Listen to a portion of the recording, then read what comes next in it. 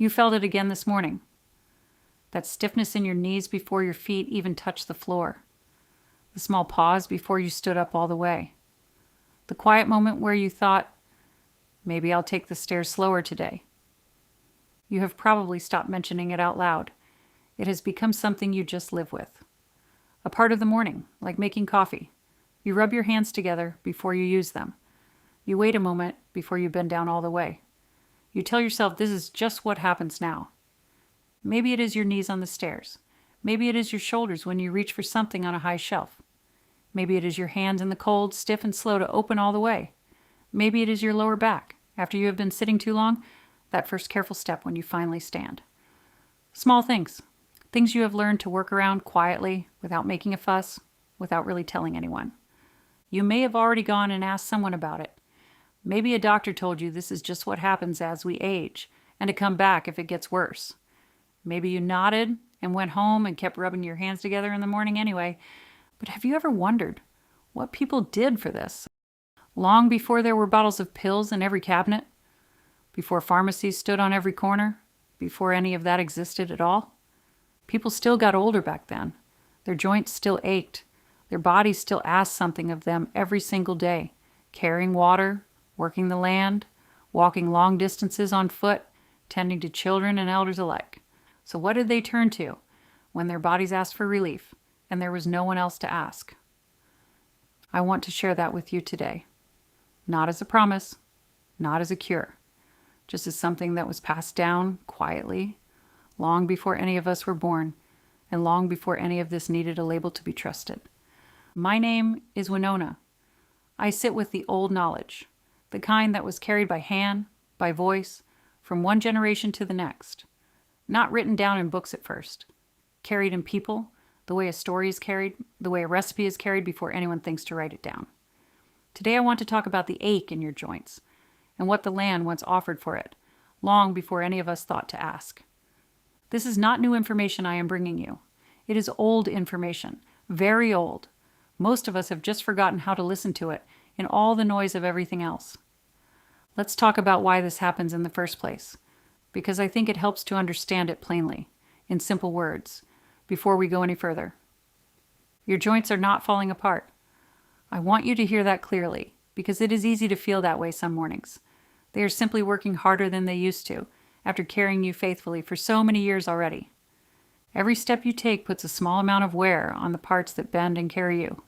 Your knees, your hips, your shoulders, your hands, even your back. When you were young, your body repaired that wear quickly, almost without you noticing it happen. You could run, fall, climb, sleep wrong on your neck, and wake up the next day with barely a memory of any of it. As you get older, that repair slows down, little by little, year by year. The wear stays a little longer before it heals. It adds up the way small things always do when you stop noticing them one at a time. This is not a flaw in you, and it is not something you did wrong by simply growing older. It is simply what time does to a body that has carried you faithfully for 50, 60, 70 years and more. Your body has done its job every single day without complaint. It is only asking for a little more help now than it used to need. The old ones understood this in their own way, long before there were words for any of it. They did not have the language we use now. They did not talk about inflammation the way someone in a clinic might today. But they watched closely, season after season, year after year. They noticed which plants seemed to ease the ache in a tired joint, which ones brought down a fever, which ones quieted a pounding head after a long, hard day of work. This kind of knowledge did not come from a laboratory, and it was never meant to. It came from generations of careful attention, watching the body, watching the land, and noticing slowly, over many seasons, what actually helped and what did not. Long before pain relief came in a bottle, people had to understand their own bodies because no one else was going to do that work for them. They paid attention out of necessity, not curiosity, and what they learned, they passed down carefully, by hand and by voice, so that it would not be lost to the next generation. One plant, in particular, was turned to again and again by many different peoples, in many different places across this land, for exactly this kind of ache, this kind of tiredness in the body. I want to tell you about it now, the way it was told to me. It is the willow tree, specifically the bark of the willow. For a very long time, Across many different communities and many different parts of this land, the bark of the willow was something people turned to when their joints ached, when a fever ran hot through the body, or when a headache would not let go no matter what they tried. The bark carries something bitter inside it, just beneath the surface. The old ones did not know its name the way we might today, and they did not need to know its name to trust what they saw. They only knew what they noticed season after season, year after year, that chewing a small piece of the inner bark or steeping it slowly as a simple tea seemed to ease the ache in a tired joint. It seemed to take the edge off a fever. It seemed to quiet a heavy aching head when little else could. There were 2 ways this was usually done, and both were simple, requiring nothing special. Some people chewed a small piece of the fresh inner bark directly, slowly, the way you might chew on a piece of grass while walking. Others dried the bark first, then steeped it gently in hot water, the way you might make any other tea, letting it sit until the water turned a soft amber color, patient about it. Sometimes other plants the land provided were added to the same tea. Warming herbs, things that grew nearby, things that were known, through long experience passed between neighbors and families, to sit well alongside the willow.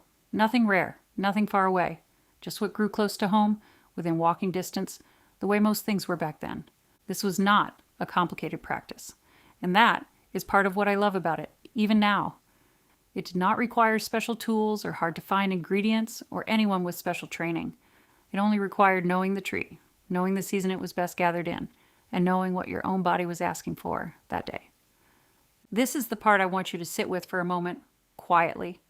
Long before anything came in a bottle with a printed label, this is what was passed down. Quietly, carefully, from one set of hands to the next, across more generations than anyone could ever count. Now, I want to be honest with you here, because I respect you far too much not to be. This is old knowledge. It is slow knowledge. It is not a quick fix, and it was never meant to be one, no matter how it might be told to you elsewhere. It was never meant to replace seeing someone when something is seriously wrong or when an ache will not let go, no matter what you try at home. If your pain is severe, or it has lasted a long time, or it comes with other symptoms that worry you, please see a doctor. Please don't wait on that, out of any sense that the old ways are somehow opposed to it. That is not a failure of the old ways. That is simply wisdom too, in its own form, just a different kind. Knowing when something is beyond what a tea or a piece of bark was ever meant to ease is part of the wisdom, not separate from it. I also want to say this clearly, because it matters more than almost anything else I will tell you today, and I would not feel right leaving it out. Willow bark contains something similar to what you would find in aspirin. If you are allergic to aspirin, this is not for you. Full stop. No exceptions. If you take blood thinners, please talk to your doctor before trying this, because the two can interact in ways that genuinely matter for your safety. And this is not something given to children, ever, under any circumstance. There is a real, well-documented risk involved for children specifically, and that risk is simply not worth taking, no matter how natural something seems. I share these things plainly, because the old ones were careful people, not careless ones. They paid close attention to who a plant was right for, and just as importantly, who it was not right for. That carefulness was never separate from the knowledge itself. It was part of it, woven all the way through. It still is today. What was passed down to us was never reckless, and it was never meant to be used without thought. It was attentive, patient, and specific to the person receiving it.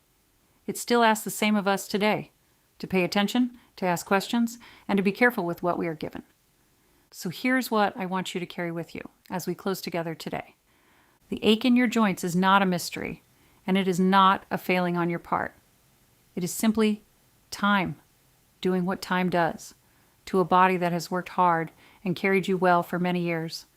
You did nothing wrong. You only lived long enough to feel it. And long before pharmacies stood on every corner of every town, people still found ways to ease that ache. Slowly, carefully, with patience, using what the land gave them to work with, season after season, without needing anything more than that.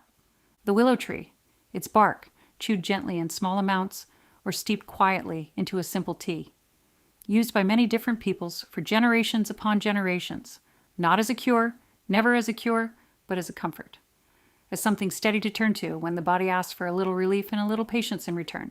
This is old knowledge, slow knowledge. It does not shout, and it never once asked to be believed blindly. It only waits patiently for us to notice it again, the way it was always meant to be noticed, in its own quiet time. I hope something in today's sharing stays with you, even just a small piece of it. Maybe it is the bark itself. Maybe it is simply the reminder that your body is not falling apart. It is only asking for a little more care than it used to need, and that is nothing at all to be ashamed of.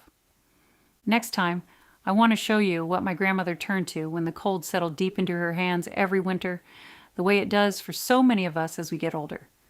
It is a different plant, a different story, gathered a different way, and I think you will want to sit with it the way I have, slowly, with your own two hands.